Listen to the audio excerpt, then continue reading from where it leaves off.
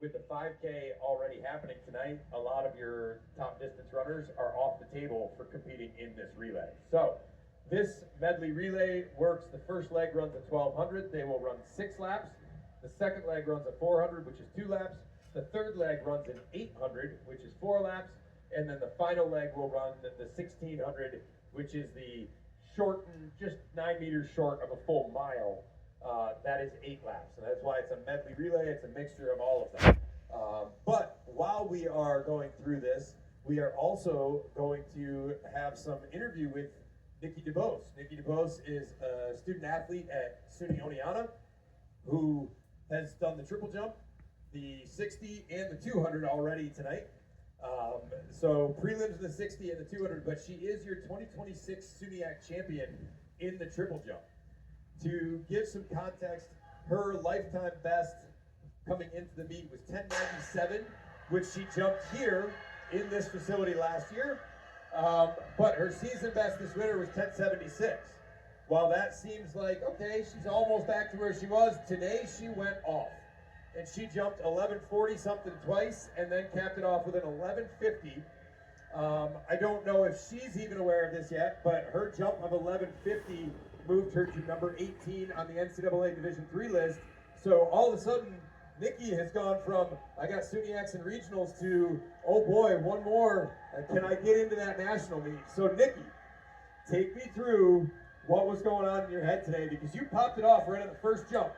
And I could see the reaction, and then I started looking at things, and I saw that that was a huge PR for you. So tell me about it. Yeah, so basically the whole time I was hoping to jump 11 flat, because like you said, I jumped at 1097 last year at Brockport, and I kept worrying about my run through and getting my hips up because I tend to over rotate, and I was thinking, you know what, I just gotta run, I just gotta do it, and doing all my 3 phases during the moment for my first jump, I was like, that felt good. And then hearing 1145 was insane. I absolutely broke what I was hoping to get, and then some. And so I was just hyped the rest of the time that I was triple jumping. And by my third jump, I was like clapping and everything. Yeah, you went 1145, then you went 1148, then you went 1150. So then when we came back for the finals, we had a fault, a 1086, and you passed the last jump, which I kind of predicted would probably happen as we were watching it go down. So did you find that after the first round, having that break to finals, everything kind of settled in, and now it was like hard to get going again? I definitely knew that I needed that break, but my coach initially said, I don't really want you to jump finals because you have the 60, you have the 2. I want to make sure that your legs are perfect for those races. And then all of a sudden he came up to me while I was doing my leg train and said, I changed my mind. You're going to do the 4th jump. And so I was so confused. I was like, okay. And then, yeah, coach was telling me all the things that I had to do, like keep my hips up and just run a little bit more. Since on my 3rd jump, I was 1.5 feet behind the board. So, on your 1150 jump? Yes, on my 1150, I was 1.5 feet behind the board. Oh, so you're telling me there's more there. Oh yeah, definitely. I'm hoping 11.7 now. So yeah, with my 4th jump, I was over the board, and I thought, okay, just reset, you're fine. And then my 5th jump, I reached heavily. Ooh. You reached to try and get to the board. To try to get to the board, and that caused my 1086. Speed, and now you get everything. Oh, you over-rotate your top half out in front of you, and now you can't keep your legs underneath. So. And then seeing everyone's jumps, I thought, I'm just going to end it here, make sure I'm good. So there was more of a mental letdown because you didn't think you were going to jump finals, and then Coach Wilbur threw you a curveball. Yeah. All right, so I'll yell at him about that later. Oh, thank you. So now, knowing that you're 1.5 feet behind the board, even if you're like 6 inches off the board and you jump 1150, you have to now be thinking, I can be a top 10 ranked jumper in the nation. Definitely. Now, have you jumped? Regionals will take place at the Armory next week, correct? Mm-hmm. Have you jumped at the Armory before? I have never jumped at the Armory before because I started jumping my sophomore year. Okay. Sophomore year of college. Yeah. You started triple jumping as a sophomore in college. Yes. First time ever. Yeah. And now you're jumping 37.5 feet. insane. All right. So I've coached a lot of jumpers. I've coached them at the Armory. They love that runway. They absolutely love that runway. Thank goodness, because I was so nervous. So the runway there is not actually on the floor. On the infield, there's a rise up. So it's an elevated runway, which gets a little bit of that bounce to it. Ooh, And I then like you that. have the recessed sandbox. So I think if you can get your run right and hit that board, you are going to find yourself in a really good spot coming out of that regional meet. But it was a lot of fun to watch you. That first jump kind of blew my mind, and I'm like, oh boy, how do you respond? And you jumped further, and you jumped further again. So it didn't rattle you at all. And now your mindset, what's your mindset moving forward? My mindset is to just continue what I need to work on, and to basically reset every time I'm at a meet thinking, oh, I did poorly last meet, I have to do better this one, or I did amazing this one, I don't know what's going to happen at this one, so just a mental reset every time and just do my best. Absolutely. So I didn't open with this, but what year are you at Oneonta? I'm a junior. Junior, and what are you studying? Biology. Biology. Okay. We always gotta, you got kids at home listening. They gotta remember that there's a student here too. So what is it that you'd like to go do after college with your degree?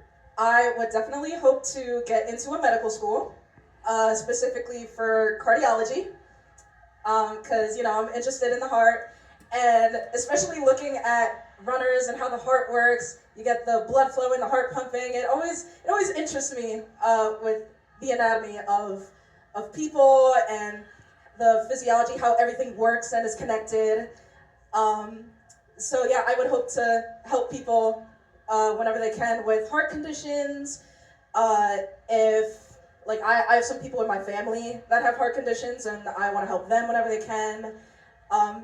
And just the medical field in general is interesting. I love it. Do you find yourself, as you're studying some of the physiology stuff, relating it to you as an athlete? And Yes. thinking about it that way? Because I majored in history and I went into teaching first, and then I got into coaching, and so I had to study the physiology later. And as I was doing it, I was going, man, I wish I'd been studying this when I was an athlete, because I was learning so much about what I was doing and why things were working and maybe why other things weren't. Mm-hmm. But I could relate everything to something that I could experience, and it definitely helped me learn it. I actually came into biology pretty late. I was originally an art major. Yeah, I know. Big change, I know. So summer of my sophomore year is when I switched to biology. And I've always been interested in hearing Coach Wilbur and saying how everything is connected. And I never really understood that until I went into biology. And I thought, wow, everything is a lot more connected than I think. For example, I'm having a knee issue right now. And so Coach Wilbur, he says, roll out your hip, roll out your quad, roll out your hamstring, because the problem with your IT band is everything else. I was like, dang. So you came to Oneonta thinking Coach Wilbur was going to be an influence on your track and field career. You had no idea he was going to change the path of your education and your entire life beyond college. Oh yeah, he was a big part of it. That's awesome. So let me reset the race here for our viewers at home, and then we'll come back with a couple more questions. So we had, at the end of that 1200, Cortland State handed off first with a couple of second lead over Plattsburgh. Plattsburgh did take the lead during the 400, and now still holds the lead so far after this 2400.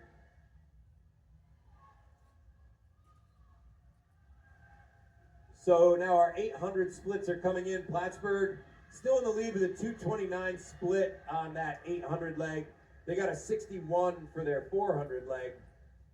The rest of the reset after going into the final leg, you got Plattsburgh State's in first, Portland's in second, Oneonta's in third, Fredonia's in fourth, Alfred State in fifth, SUNY Delhi in sixth.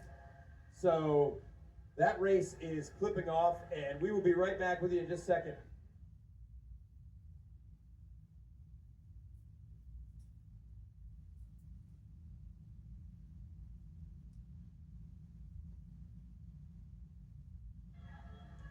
All right, so before we let you go, what other events do you want to try and get into?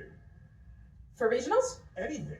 you just started triple jumping like last week, apparently. So, is there anything else that you've ever thought, man, I'd like to give that a shot? Well, I also started long jumping at SUNYX.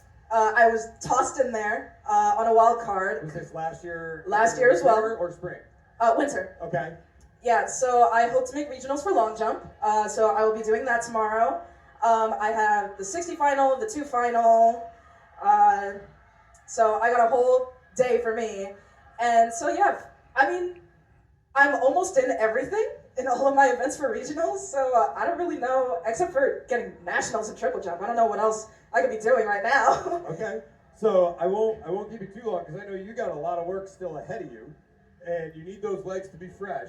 Oh yeah. But when I went to one of my coaching certification clinics, I remember going to Chula Vista, California for the Olympic Training Center, and they had triple jumpers working on force plates in the runway. And they recorded a triple jumper landing at the end of phase 2 with a force that equaled 18 times their body weight. Wow. And you're doing it on one leg. And now you're doing it really, really well. So I've always been fascinated with the triple jump. The type of strength and elastic strength that it takes to be able to do it is incredible. It's a very rare athlete that can keep that rhythm even and really have the lower body strength to bounce without being so powerful that they lose that spring. Mm-hmm. So I'm fascinated by it. You gained a fan today. I was so happy watching that. Thank the 2 you. fans, Josh was enjoying it too. I love the triple jump. I definitely can't wait to see what you do next week at regionals. And I wish you the best of luck. I hope you're down at the national meet in Birmingham, Alabama in a couple weeks. Oh my God, that'd be so awesome. But thank you so much for having me up here. Absolutely. It's a pleasure. Like, I can't believe that I'm here right now. Well, you've earned it. You were the first person. I happen to have coach's number in my phone. I'm watching that, and I immediately texted. I was like, "Can she get up here?" And he goes, "Well, later." I said, "Okay, TMR, we'll take it whenever we can get it." So, congratulations, you're 2026 SUNYAC champion in the triple jump and number 18 in the nation, Wow. Nikki DuBose. Thank you so much.